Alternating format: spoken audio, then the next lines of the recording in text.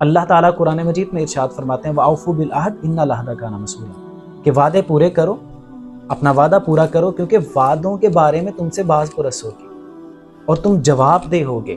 لیکن آج کا مسلمان اتنا غیر محتاط ہو چکا ہے کہ اسے فکر ہی نہیں کہ وہ لوگوں سے کتنے وعدے کرتا ہے اور کتنے وعدے خلافی کرتا ہے۔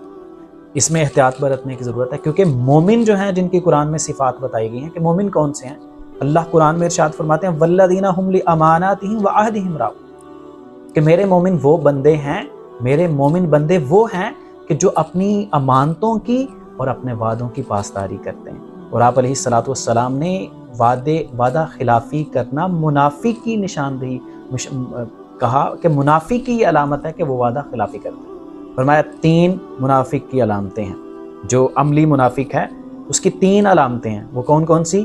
اذا حدث کذب، کہ جب بات کرے تو جھوٹ بولے، اذا وعد اخلف، اور جب وعدہ کرے تو خلاف ورزی کرے، واذا تؤمن خان، اور جب اس کے پاس امانت رکھی جائے تو اس میں خیانت کرے۔